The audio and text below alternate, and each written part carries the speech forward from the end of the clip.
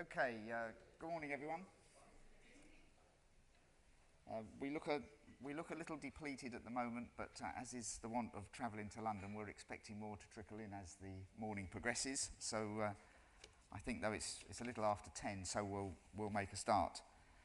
You'll see from the agenda, which I left on the table, so I need to get my copy, that we have a fairly busy day ahead of us as ever. Actually, for me, it's quite a special day because this will be my last session chairing the annual Conference and AGM, which feels a bit strange. It was me that introduced the idea that we should rotate the chair after 6 years, and now I have to live by my own my own innovations. I will stay involved with the charity, but let's hope I can go out on a bang on the last event. You were sent the agendas in advance. There are agendas on the table if you haven't got them. The same format as we've done in recent years, which is we'll have a sort of business conference first and the AGM will follow mid-afternoon. And in fact, if I were to be just nostalgic for one moment, the first year I was here, we did the first ever AGM, and we had two attendees plus the trustees. And we said, well, it's a start, it will get bigger, and indeed it has. So the business content today is very much forward-looking. There is an important part, I think, of our agenda today, but it really falls as part of the AGM, where we relay to you what we have done over the last 12 months, and, if you like, give you the opportunity to hold us to account as to what we've achieved and how we've spent the money, and what we've done with that money, and that section will come this afternoon as part of the AGM. This morning is really the last step and the culmination of a process that we've been following for 6 months of developing a new 5-year strategy for Action for ME. There's been a lot of consultation, a lot of workshops, a lot of deliberation, a lot of conference calls, and the final step in this process is launching that strategy here this morning. And so we have a range of presenters, mostly from staff, kicking off obviously with Sonya, a range of presenters, staff, and some guest speakers that are talking around the key themes for the strategy in the coming year. We need to structure and organise the way we interact, so what I thought we would do is, once Sonya has made the initial high-level pitch, there will be an opportunity for a few questions at that point. Then there will be a whole series of presenters where there will be, to be frank, less opportunity to ask them individual questions, because what we will do immediately after lunch is have everybody grouped into tables, and we'll do some group discussion and feedback from those group discussions. And that should be where we would pick up any concerns, reservations, or indeed ideas and suggested improvements to what people have heard during the day. So hopefully as a process that will work.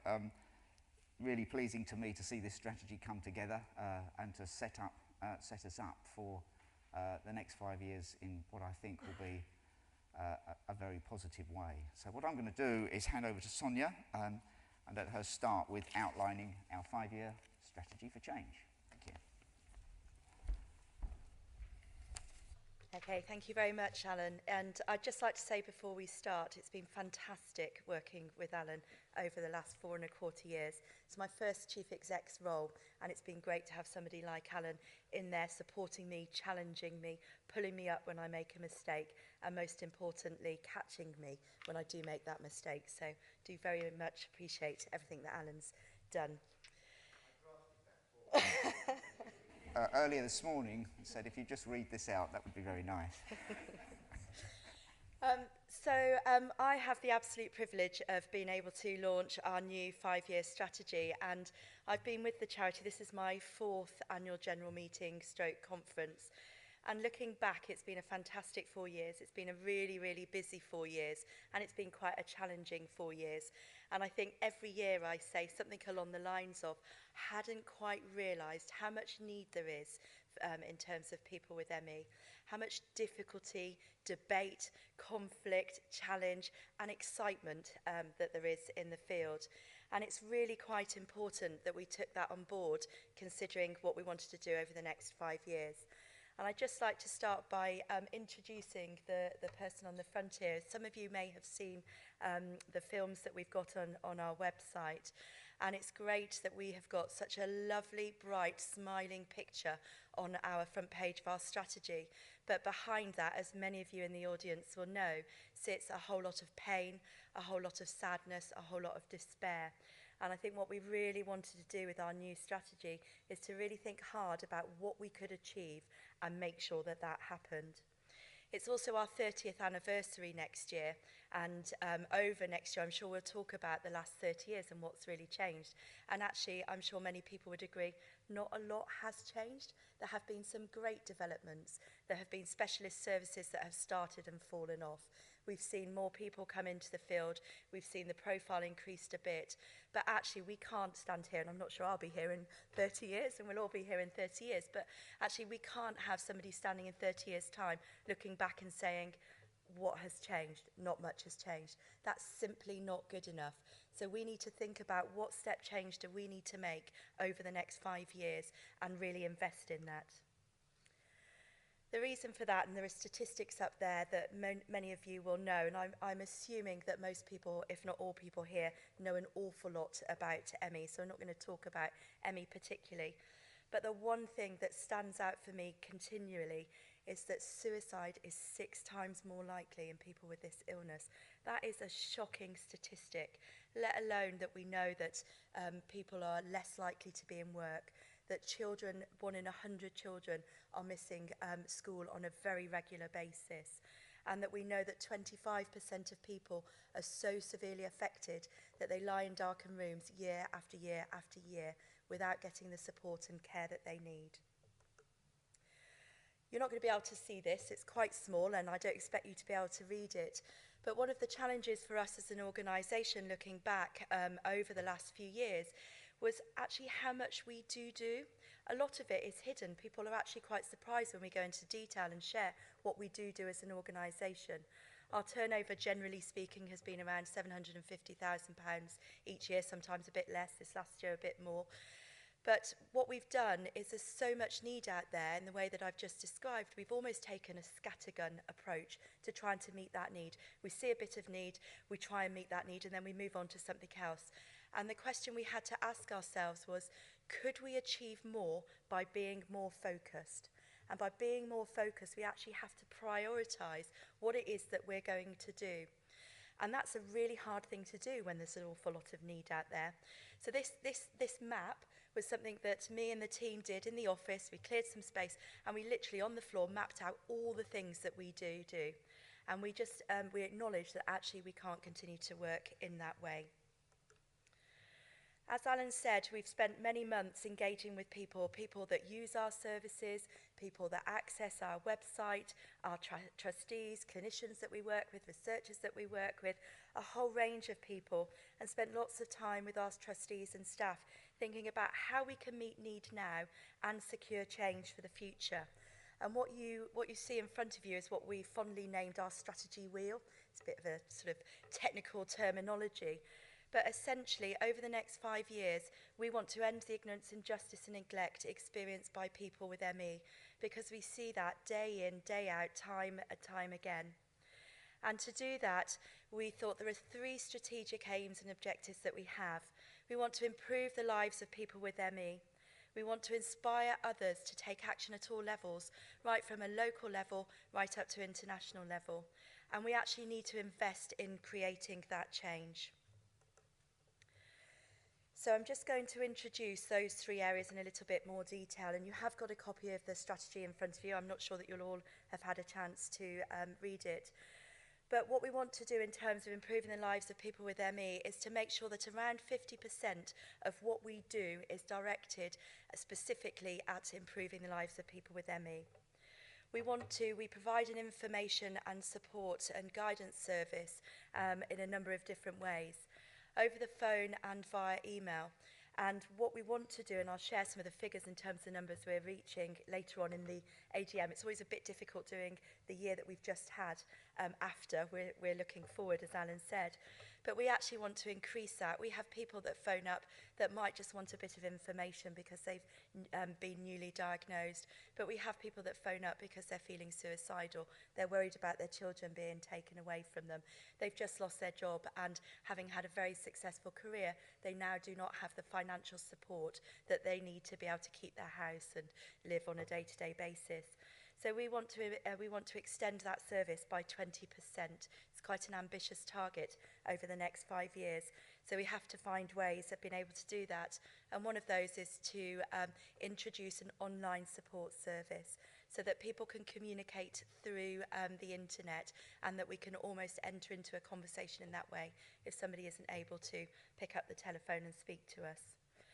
We also, and I'm sure many of you will have seen our online ME Centre, also known as our website, which is full of information, advice, an online peer support forum, and various other things. And we want to increase the number of people accessing that over the next 5 years by 20% also.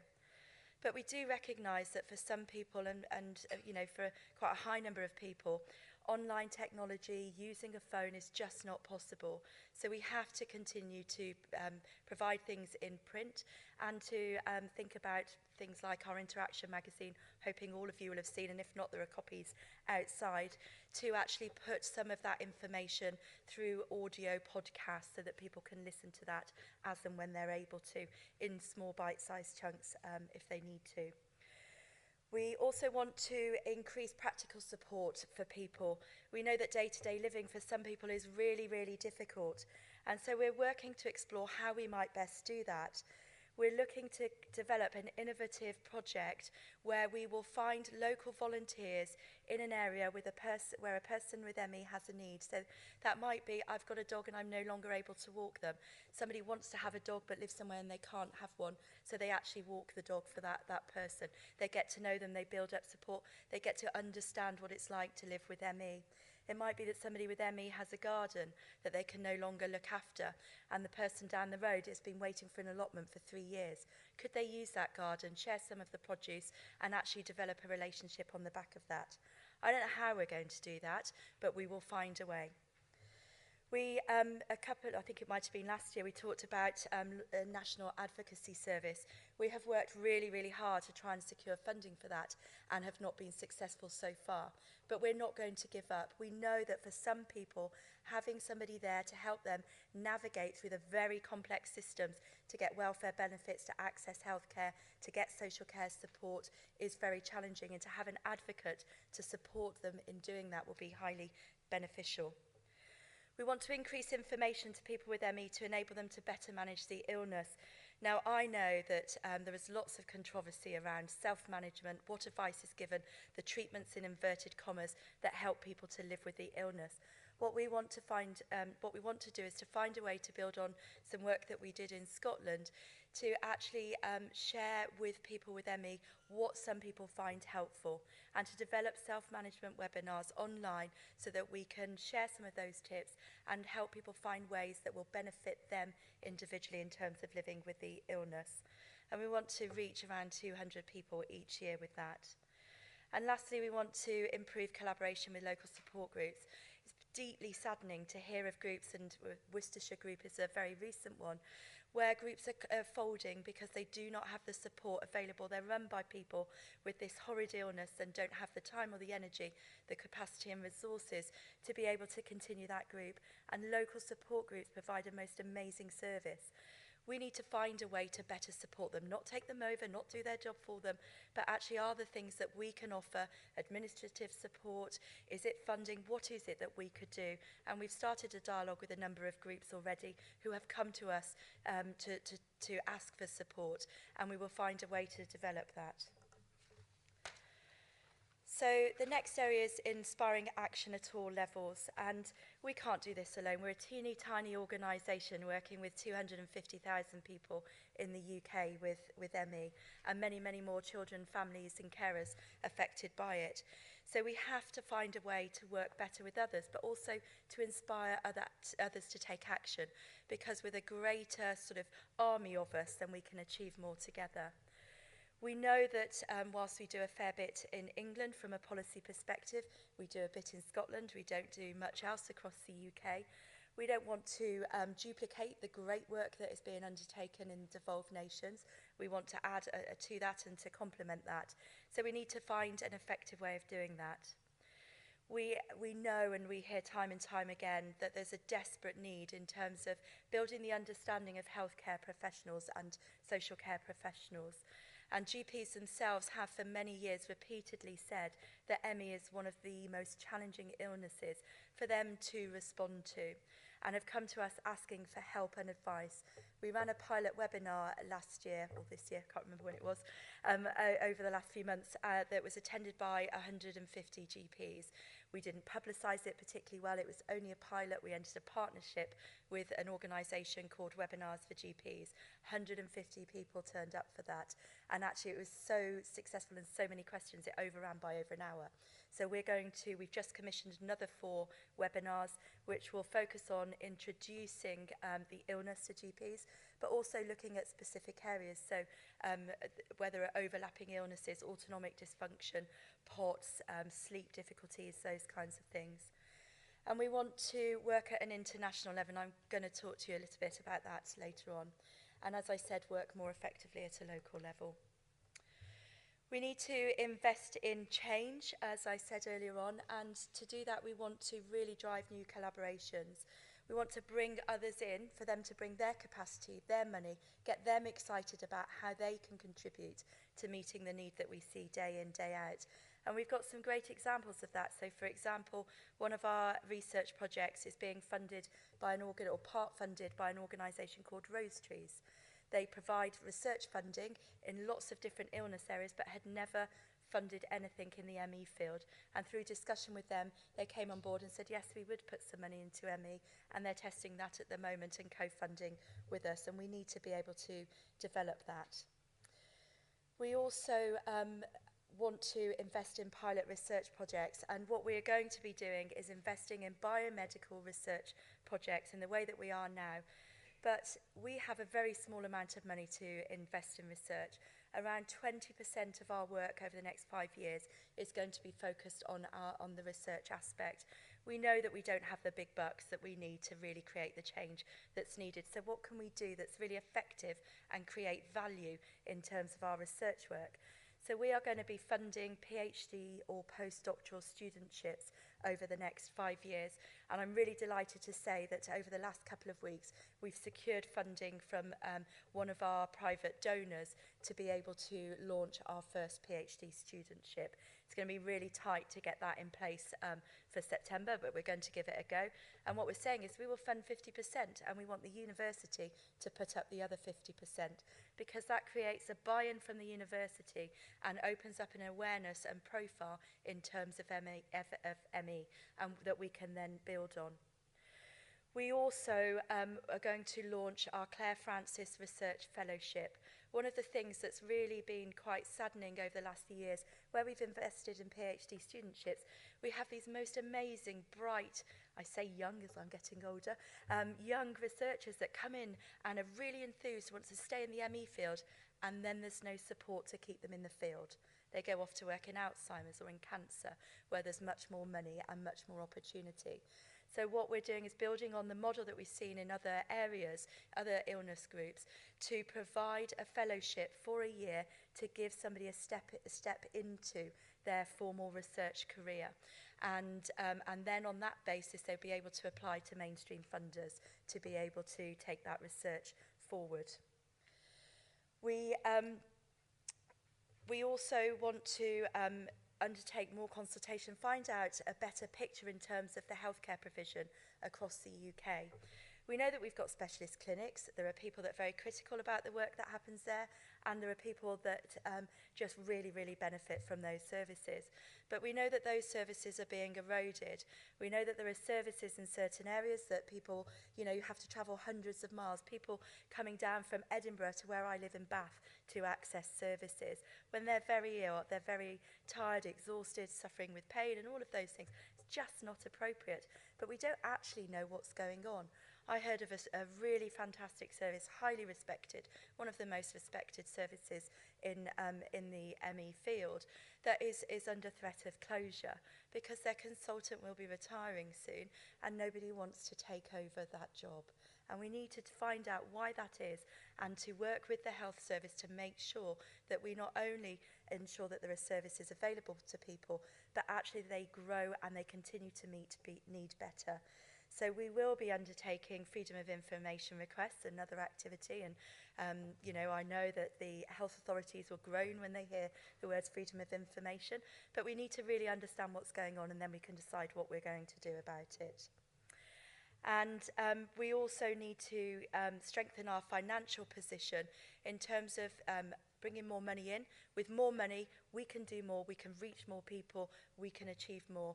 And actually, I want to blow our targets out the water. My team will cringe when they hear me say that. They work incredibly hard, have the most fantastic team of staff and volunteers that work very, very hard to deliver what we do. But they're ambitious and they're passionate, and together we have incredible drive. So we need to try and achieve more, and we can only do that if we get the finances to enable that to happen.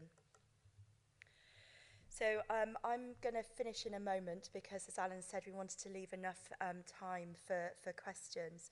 But at the end of the strategy, and this document that you've got in front of you, will be used with funders, it will be used with donors, be used with people that use our services over the next 5 years. And we wanted to end that with an ask and say, why don't you come on board and join us? You may not have money to give us, but you may have time. You may have skills. You might know people actually that could be of benefit to the charity. So I would ask all of you to consider, is there somebody you could introduce to the charity? Is there something that you could offer? You may not be able to. That's absolutely fine. Just keep following what we do, talking about the work that we do, and really promote and encourage others to raise the profile of ME. But if you have any thoughts or any ideas, we're always open to that. You can catch one of the staff team members. We've got the orange lanyards here, the bits here. So if you see somebody with an orange, the exception of a couple of the speakers, then do come and talk to us, contact us afterwards. We're really open to hearing what thoughts and ideas that you've got. So I'm going to finish there to leave 10 minutes for questions. Thank you.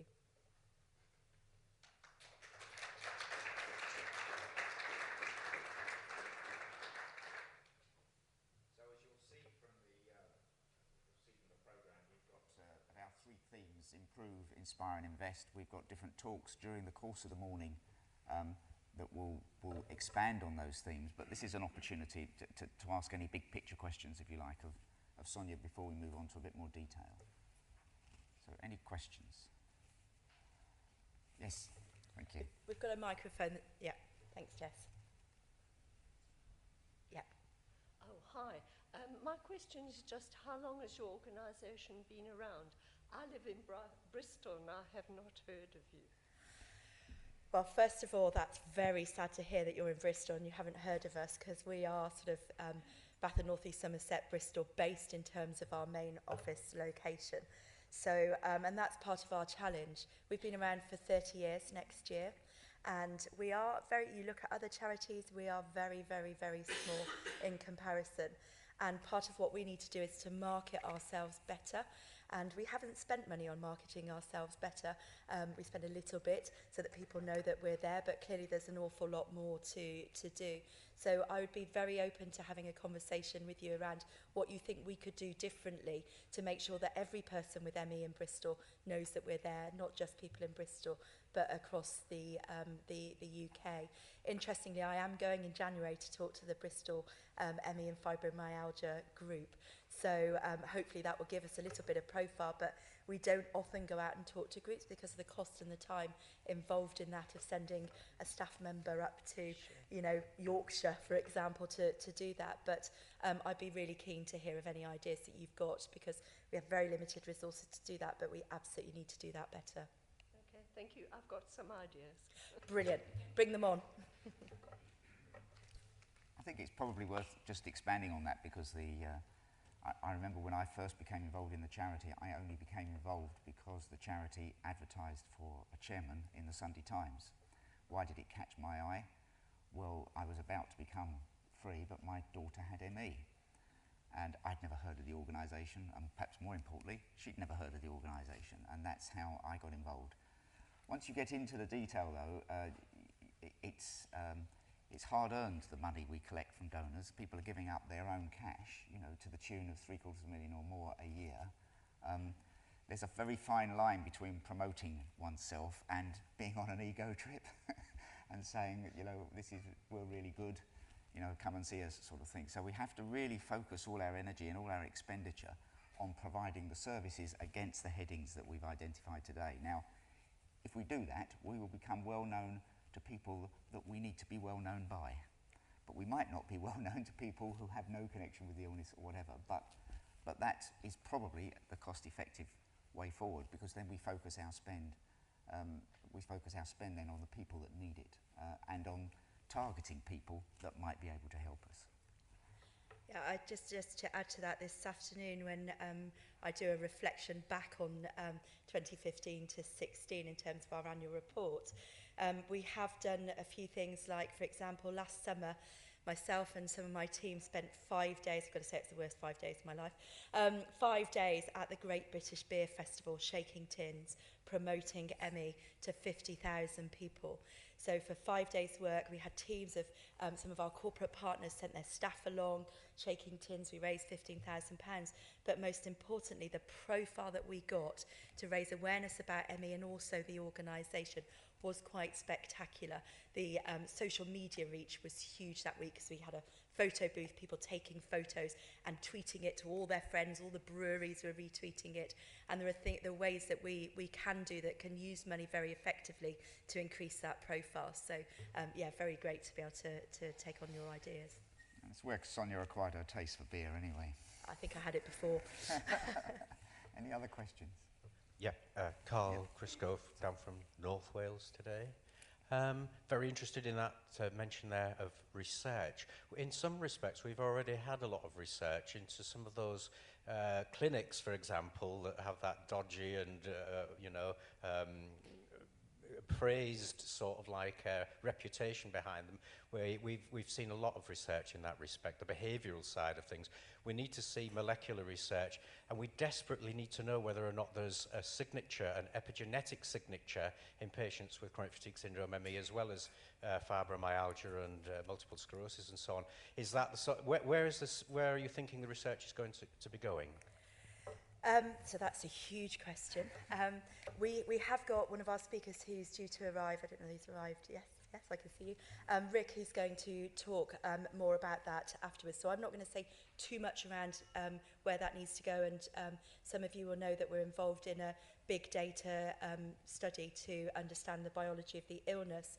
There has been a lot of research, and I'm going to be slightly challenging now. I'm not going to comment on the PACE trial and debates around behavioural versus biological, biomedical research. What we have seen, and I was at the IACFS conference in the States a couple of weeks ago and spoke on a panel there, and it's 4 days of hearing some amazing, fantastic science, some really great stuff happening. What we see is a lot of small studies. There are challenges around replicating those. They haven't been validated. And there are lots and lots of challenges around that, and you're nodding, I know you understand some of those challenges. And I think what we really need to see is research that can be duplicated, that actually is going to give us some insight that we can then build on. And I'm not by any means saying that those smaller studies aren't important. Sometimes, talking to the chair of our research panel, who will be here shortly, yesterday, and she was saying sometimes you have to ask 20 questions, test them out to find the one that gives you the lead that we then need to build on. And we're just taking a very long time to find that one question, I think. I say that not as a scientist, very much a lay person, and I'm happy to be totally challenged on that. But I think, listening to a lot of the research presentations over the last few years, they're very small studies, and we haven't quite been able to build on them in the way that we do. I do personally believe, and have invested a lot of time personally in the big data study that Rick will be mentioning later on. And I do believe that if we can actually build something that helps us to get a much better picture of what this illness or illness is. It's probably more than one illness. We've got lots of different subsets of this one or more illnesses. We have absolutely no idea what we're dealing with. We can't develop effective, targeted treatments until we know what we're dealing with. So that's where I believe we should be looking. Yeah, okay. I'll just say one other thing about those replications as well, that we've got to be careful because of resources and so on, where the money goes. Scientific American recently did an article on CBT therapies generally, and it pointed out that it's not necessarily as good as people have been cracking it out to be for the last 20 years. So maybe we don't need to be wasting money replicating that sort of stuff. You know, I'm sure you know what I'm saying. Yeah, and you know, as far as I'm concerned, if something helps somebody, regardless of what they've got, and it helps them, fantastic. If somebody's illness can be supported, they can be supported to manage that illness, fantastic. And we shouldn't stop doing that if it works for that individual, whatever we decide their illness is or isn't. For us as an organisation, our focus is going to be biomedical research. All of our research monies will be invested in biomedical research. I think that's quite a bold statement in comparison to what we've done previously. That does not in any shape or form say that other things aren't important. But for us as an organisation, we're investing in biomedical research, we're investing in the new generation of researchers, and we're helping new researchers stay in the field, because actually they're the generation that are going to crack this, and we need to support them to be able to do that. Thanks, Sonia. There's a question in the middle there. Oh, sorry. Thanks, Simon. Hello. So you spoke about an online service that you would like to develop. So can you detail it a little bit more? And also, how are you going to make sure that everybody can access it? Okay. So we haven't sorted out exactly what that's going to look like, the online sort of information and support service, listening service, because we've got work we're going to do over the next 5 years. What we want to do, and actually Joe, who's sat at the back filming, he'll kick me later for highlighting him, but what we want to do, Joe sort of said he deals with a lot of our social media, and people have questions and want to talk and need support and advice, but actually aren't able to phone up. So the idea at this stage, and it may change and develop, and again, if you've got ideas around this, we'd love to hear that, is that people can, at a set period of time, will say, we've got somebody that's skilled and trained in counselling, in a listening service, to be able to provide information and advice in the same way that we would do on the telephone or via email, but that you can actually interact and have a discussion through Messenger or some form of chat type service, and that we would provide maybe a 15-20 minute session for that person in the way that we would do if they picked up the phone. Now, there are lots of, it's problematic, it's challenging, we're not a trained counselling service, we're not the Samaritans, there are people out there that do provide that, so we have to be very clear about what we can and can't do. It's not going to be accessible for everybody because it's online, and if somebody's too ill and they're not able to access that service online, then of course it's not going to meet their need. But this is for a specific group of people that we think aren't accessing our services but would if we offered that. We will market that in our usual ways, through our website, through interaction, through going out when I go out and give talks. But again, we've just heard somebody in Bristol down the road from us didn't know we existed, so there's a big challenge for us in terms of promoting that service.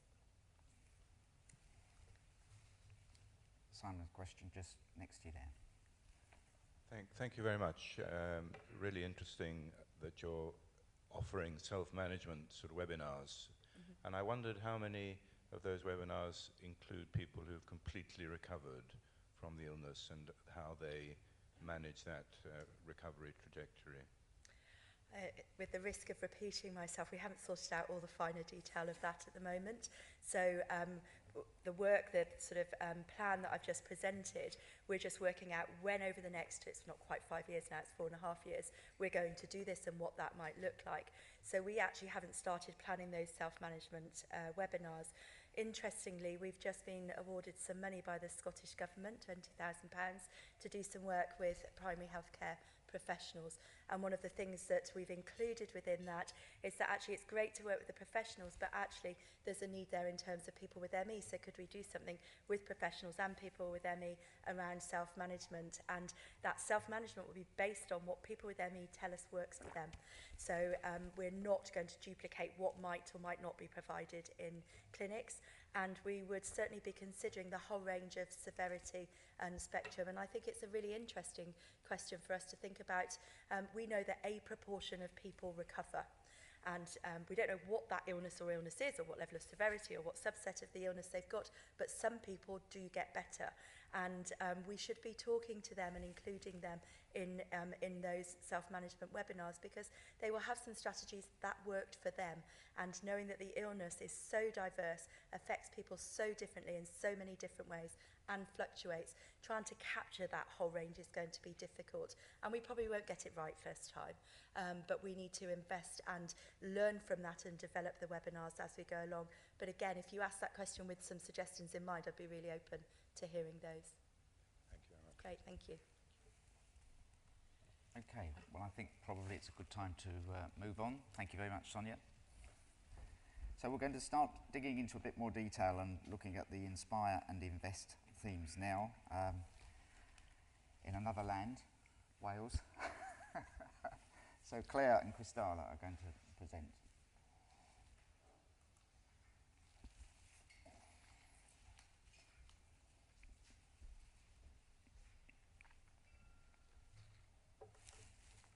Hi everyone. So we are M.E.Support in Glamorgan, Mesig. We're a charity supporting those with ME, CFS, fibromyalgia, their carers, family, and any interested parties. We're all volunteers with personal experience of ME or fibromyalgia. I myself have had 23 years experience of the illness, and all that included. We offer support group meetings once a month. We publish a newsletter twice a year. We offer home visits for those unable to get out. We raise awareness and we hold fundraisers. We arrange for speakers to come and talk about relevant topics to help people. And we help with form filling and lifts to appointments and that sort of thing. So just want to give you a little bit of an update of what we've been up to lately. On the 14th of May, we had our AGM and combined awareness event in conjunction with the ME Awareness Week. We invited the MP, Craig Williams, and Julie Morgan turned up. She's a great supporter for people with ME. And while she was there, she credited us on our work and invited us back to present in the Welsh Assembly. She invited us in 2012, and a lot of AMs were very much impacted by the effects of ME and said that they didn't realise how serious it was. On the 6th of June, we invited the Community Health Council. The Community Health Council represent the interests of the patients and public of Cardiff and the Vale of Glamorgan in relation to local health services. Steve Allen, the Chief Officer, and Jill Shelton, the Chair, attended our support group meeting on that date. And they listened to our members' concerns and they promised to make inquiries and to get back to us. On the 13th of July, the promised presentation took place in the Welsh Assembly. And Julie Morgan didn't just invite us, she actually pushed this forward. I mean, I kept bumping into her in the market and she kept saying, well, have you contacted my office yet? Have you made a date for this presentation? She was really proactive in that, and yes, I really want to thank her for that and honour her here. A lot of people came, including AMs, other groups, and Clare from Action for ME came and presented as well with us, and Jill from the Community Health Council. On the 8th of August, we held our annual event, Tea in the Park, and Sonya, who just spoke, came along to that. We had several new members off the back of the presentation in the Assembly came to attend that. On the 5th of September, true to their words, the Community Health Council came back with some key people. As you can see up on the slide there, we had Dr. Joe Hampson, the consultant clinical psychologist from the Chronic Pain Programme. We had the executive lead, Fiona Jenkins, Director of Therapies, Cardiff and Vale University Health Board. Fiona Jenkins said that a national task force on ME/CFS fibro had been set up by the Cardiff and Vale Health Board. A request had come in to identify a clinical need and to identify an executive leader for this development. The request came into the medical director, Graham Shortland. Fiona and Graham have taken executive leadership. They are committed to plan for ME/CFS services. She advised that Dr. Sharmila Coate, an anaesthetist working in pain management at Velindre Hospital, has volunteered to take on the role of the clinical lead for ME/CFS, along with a psychologist, Dr. Joe Hampson, also based at Velindre. We raised our concerns with them, including individual circumstances which were not being met and wouldn't be under their proposals. For instance, if people couldn't get to a proposed pain clinic. They made notes and promised to work with us and to come back. And we're hoping that they will come back to our support group meeting in February, in the new year. Maria Battle, the chair of the Cardiff and Vale University Health Board, was due to attend, and she hopes to make the next meeting. On the 27th of September, as I'm sure a lot of you are aware of, the Missing Million event that took place globally.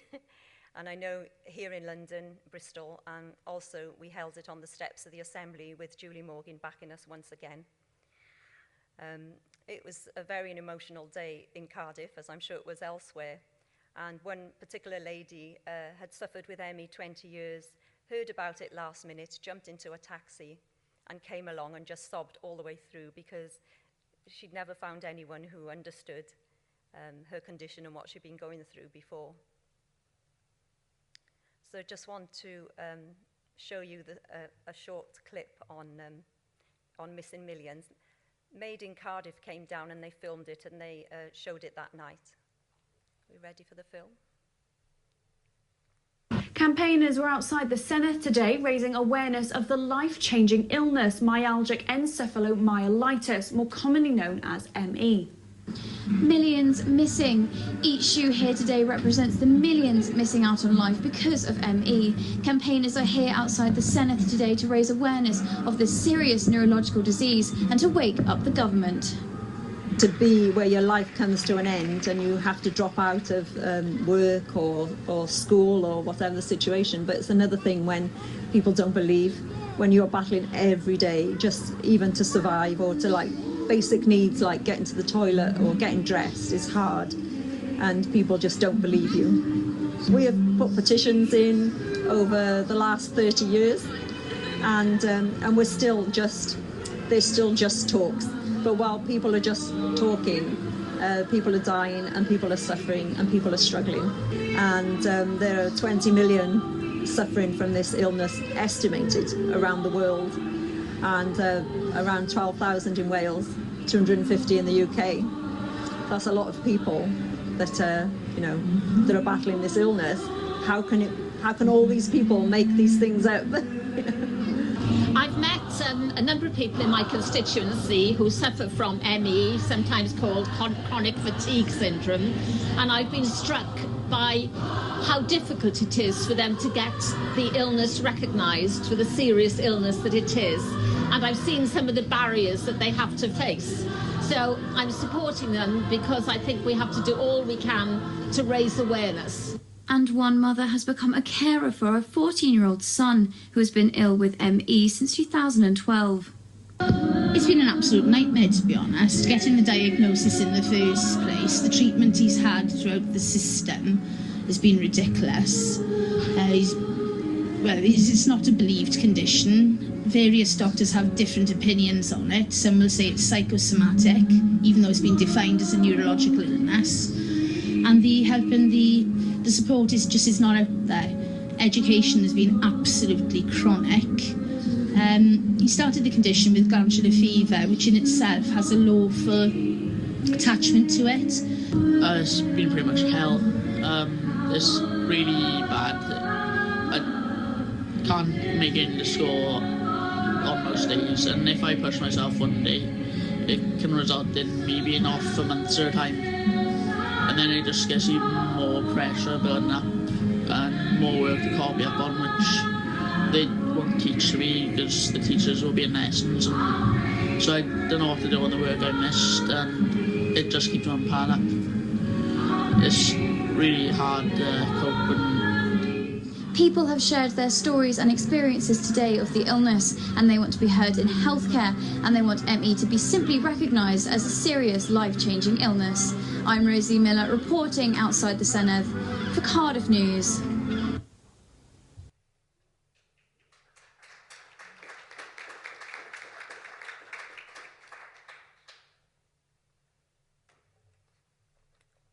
That young lad was something that he had us all in tears because he was really nervous to speak himself. But he said he was doing it for all the other youngsters that weren't there. He was a very brave young lad. So it's all about collaboration. Collaboration, the action of working with someone to produce something. We all have one purpose, to see services for people with ME improve. This can only happen by working together in unity. And in order to have unity, we need to put our differences to one side and be united in the common goal. Otherwise, why should people listen? People in position listen to us if we can't listen to each other. And that's what today is all about. A house divided cannot stand. I want to thank and honour Action for ME, not just for those now and what they're doing today, but all those who have gone before, for all the hard work over the many years and their commitment improving things for people with ME. Thank you very much. Thank you for listening.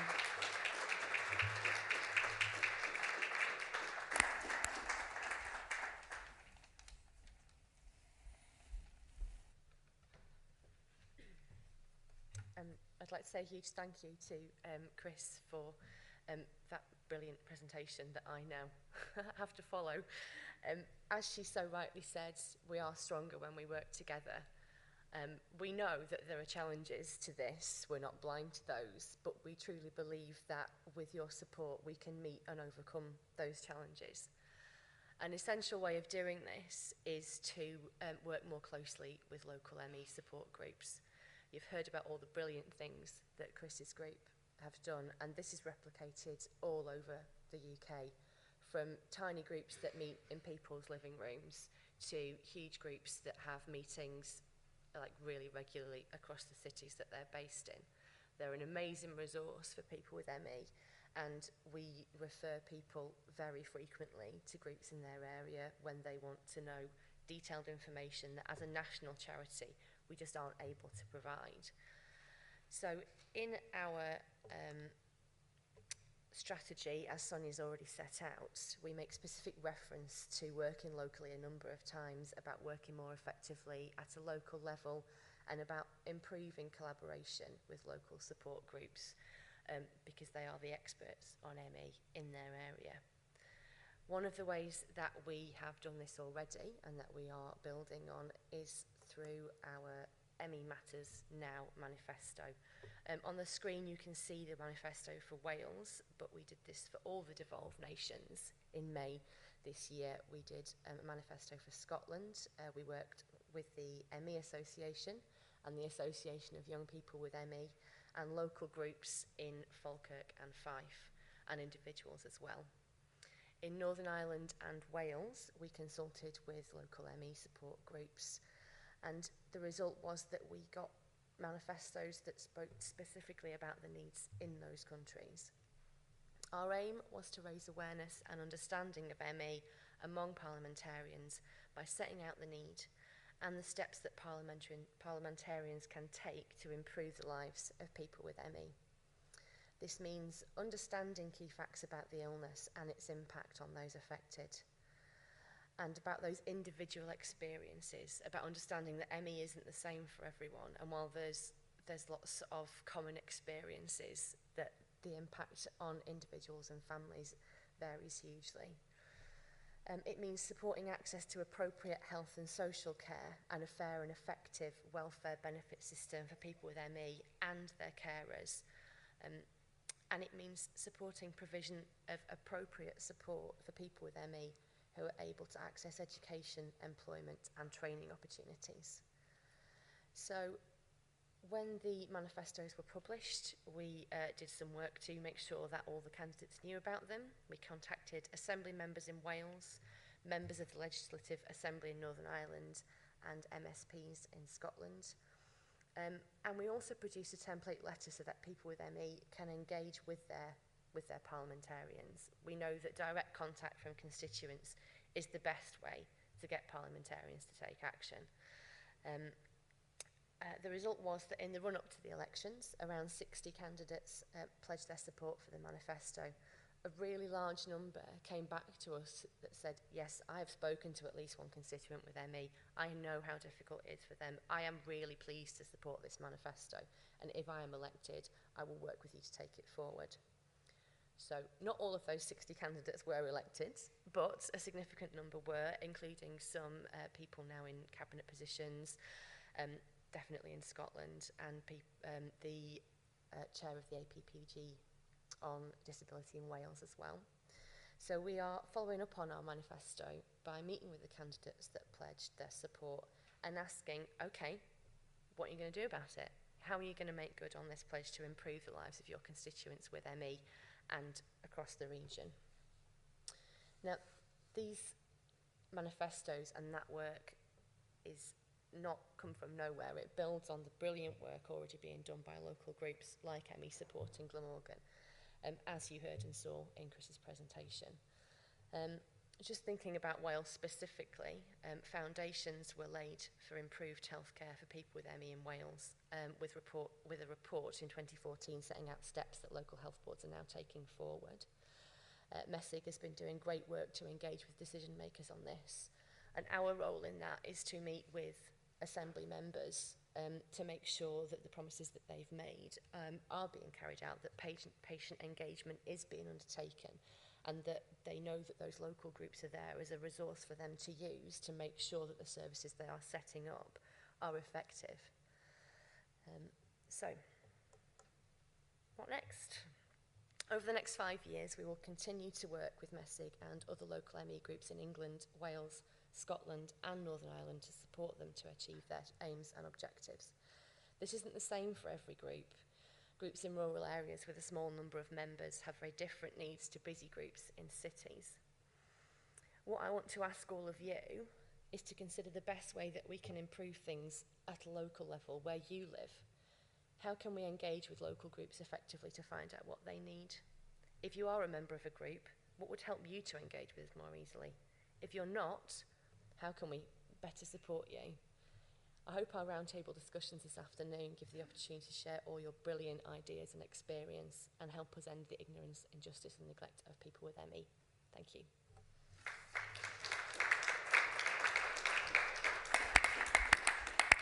Thanks, Claire. Well, we're running just about to time. It still gives Tom here the unenviable task of being between now and everybody's coffee break. But you have a really interesting and specific topic to talk about, which Sonia's already made a passing reference to. So why don't you introduce the topic?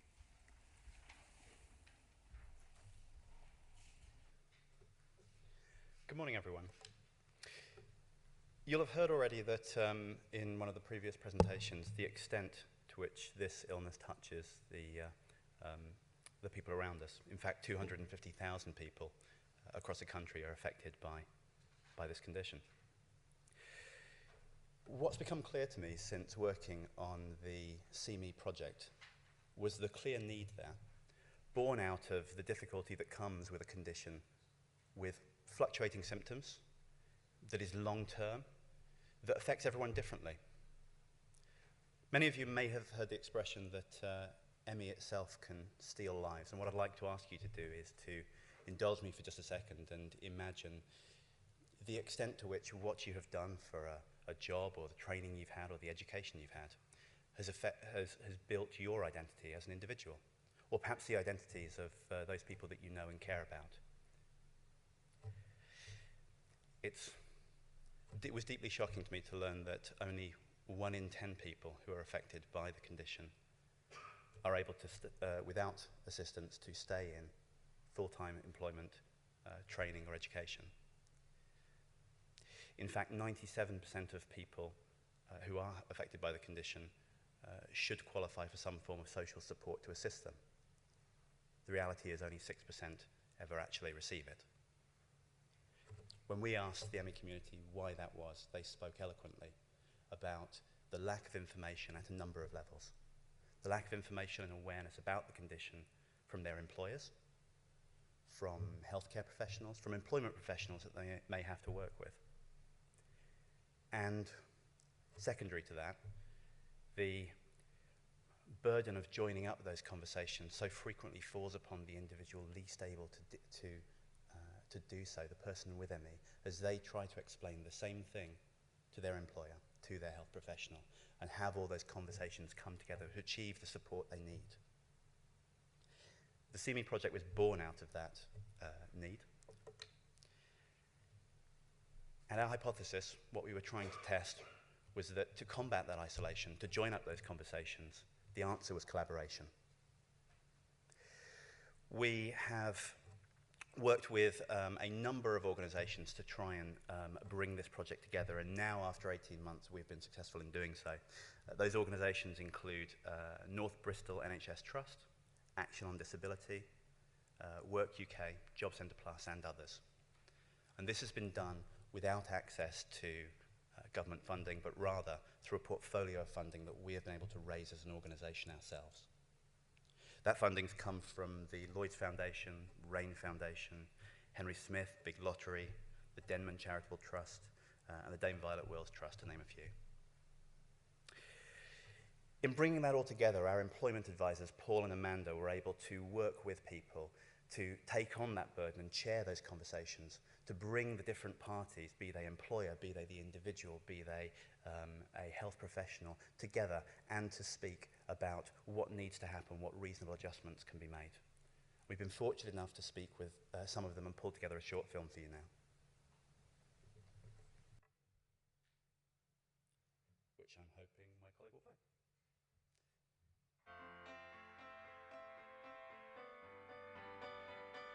So people who have ME have told us and tell us that there's too great a distance between the different services that they might need to access. So for example, too great a distance between health services and mainstream employment support services. And that the professionals involved in their care or their case, that are advising them, don't know enough about both ME and work to really advise them effectively and facilitate and support them to achieve their personal aspiration in relation to work.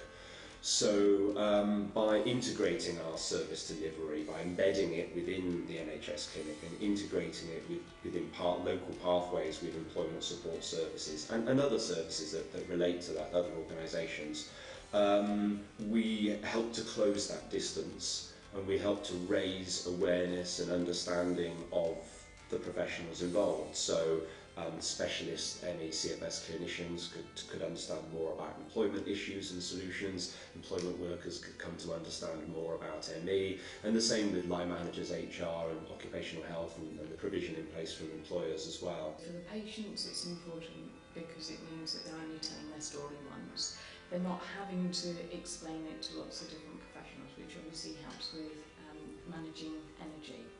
In terms of how it helped the professionals working on the project, as an employment advisor it helped me really understand the work that the clinicians were doing and how they were working with people. It meant that clinicians really understood the work that I was doing around talking to both clients and employers around reasonable adjustment and Equality Act and helping to support people put strategies in place. So altogether it kind of synthesised that work and condition management so people could do both together. So yeah, it was really a really key part to what I think people found it really helpful. By providing that service, we were able to address people's employment concerns sooner. So that would help in many cases, and did help in many cases, to sort of prevent the spiral of decline that can occur if somebody perhaps falls out of work or has a longer and longer period where they are out of work. And through doing that, that had the added benefit of enabling the clinical input to focus on condition and symptoms. People attending clinical services didn't feel the need to bring their employment needs to those clinical appointments because a referral had been made to ourselves, and we were able to help address that. But for the individual, clearly we can understand that symptoms of ME can really derail a person, can really cause them to lose confidence, to have doubts about what they can do now and in the future because of the fluctuating nature. So by informing people, by increasing their knowledge and awareness, by giving them a framework for decision making and coaching and supporting them with that, and similarly to give them tools, specific tools to take matters forwards themselves, a lot of people who access the CME service felt more able to take sort of an active part and make active choices and take more active control and be more assertive and progress towards their employment aspirations. There were so many new things to deal with, and I mean complexity of form filling, understanding my rights as an employee, which had been something I'd never had to think about before, and also just knowing what I could ask for and what would be reasonable, and as I said, all this turbulence was happening when I was struggling to make sense of what day it was, what time it was, where I was, and things like that. So action from me, as I said, they were fantastic in being there to ask them questions. Well, how might this go, or what do I need to ask, or even filling in forms for DWP forms. They were a mystery for a lot of time, and I had to have friends help me complete the forms because they were beyond what I was able to comprehend. It's made a massive difference. So, for example, if somebody had a concern about work or about financial arrangements to do with work or how it might link with benefits, they might ask us those questions, and we might have to go away, make a lot of inquiries, try and find out the answer, we would know. And then if people particularly wanted to get back to work, really all we could say was go and see your DEA, Disability Employment Advisor, at the local job centre. And that, for somebody who has perhaps taken all of that week's energy to get to the hospital and get to an appointment to see us, it's just too big an ask. They're not then going to go and present at a job centre and ask to see somebody new who they've never met before, who probably will know nothing at all about this condition. And their experience will have been, it's not always positive with CFSME. They may have felt judged, they may have felt disbelieved. Then they're not able to just go out and make those, find those answers for themselves and access the correct advice. There's so much misunderstanding around it. I could have perhaps tried to find out things, but with the symptoms I had, with the brain fog and everything else, as I said, reading just was so difficult, and having Paul and Amanda, having them as people that I could approach was very helpful. To not have them there, I think it would have been a very desperate situation. Without a doubt, it's made a difference between getting back to work and losing a job for lots of people that I work with, because the advisors have had access to information that we might not have had as a team, and they've had time to sit and really look at that and how to negotiate and get the reasonable adjustments. Okay. The first thing to say now, 18 months later, is that it's worked. I'm incredibly pleased to be able to say that, well, you'll see statistics on the screen behind me, but just to touch on the bottom one alone. We worked with people to choose and select an employment goal that was right for them. And to be clear, that means that they may have chosen that they wanted to stay in work, to sustain a job they already had, or find work if they weren't in employment. But it could also be retraining for a job that is better suited to the new lifestyle to which they have found themselves, or it could even be to leave work well in a way that protects them for the future. We were hopeful at the beginning of the project that we would reach something to the tune of 45%. To get where we did was fantastic. It's also useful to touch on the statistic above it ever so briefly, and just, I asked you to indulge me earlier and to consider the part of your identity made up by work and employment as a whole. This increased sense of well-being was so important, and we were told it was so important by the people that were able to join us in the project.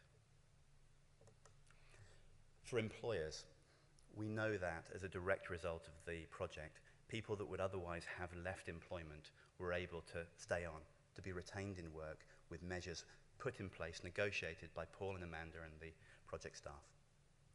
It's very difficult to get exact costs out of an external organisation, but on average, we believe the amount of direct immediate cost lost by leaving work abruptly would have been to the tune of about £3,350 per person. We also looked at the National Outcomes Database to try and gauge the amount of funds lost overall through loss in productivity per year, and it was to the tune of about 22,000 per person. For clinicians, we were able to inject a level of expertise which they themselves admitted employment is not an easy thing for a clinician to be able to access when there are so many other drivers for their attention, so many other things they needed to touch on. And by being able to inject that element of the service, we were able to directly save them money. And one of the independent evaluation tools that was levied against our findings shows it to be the tune of about, for every pound invested, 5 or 6 were directly saved. I'm going to leave these on the wall behind me. These are the other impacts that our independent evaluation determined. And while they're up there, I'm going to talk to you about what's been done since. If this project was about collaboration, if the work we were doing was about collaboration, it was a pilot project and it has run its course and it is finished. My concern coming into it was that we would carve out a legacy for it through the continued spirit of collaboration. I can say that at this time, Sonya has been able to present the findings to the Secretary of State as part of a work group that she is leading on, that will feed into the government's upcoming Green Paper on bridging the disability employment gap. So we're influencing policy work as a direct result of what we have achieved here. But for me, at the coalface and on the ground managing the service, I was interested to know what people were using the information for, and to make sure the information wasn't lost. So to that end, we captured the best practice, the findings, the support that we were able to draw into the project and codify it in 3 different publications. One aimed at the individual who is facing employment issues as a result of this terrible illness, a guide for them and what they can do. One was a guide for employers, signposting to support available to them, suggestions on measures that they could put in place and how to retain their talent, how to stop a valuable employee having to leave or being worked out of the business. And then finally, a really robust toolkit that was made up of the best practice and findings of all the people involved in the project, aimed specifically at clinicians, aimed specifically at occupational therapists and employment professionals. Because if the project itself cannot be around forever, how then do we keep the findings of it working, and how can we make sure that information is not lost? This is something that they can pick up, read through and understand, so that individual presenting themselves to them doesn't have to explain from scratch with no background what the condition is. And we've seen the feedback from those that have downloaded those resources from our website. The individuals who do so are saying they're not just taking the guide for themselves, they're taking the guide for their employers or the guide for the occupational therapist, so they can hand it over when they meet with them, so they can make them aware of it. And it eases that conversation, facilitates what otherwise might be a drain on their energy. We're working with large-scale employers to try and promote the guide for them. And in fact, we've been fortunate enough to get traction at a number of large-scale employers. Santander, where actually Paul and Amanda have delivered training to their occupational health staff alongside presentation of that toolkit. And Transport for London more recently.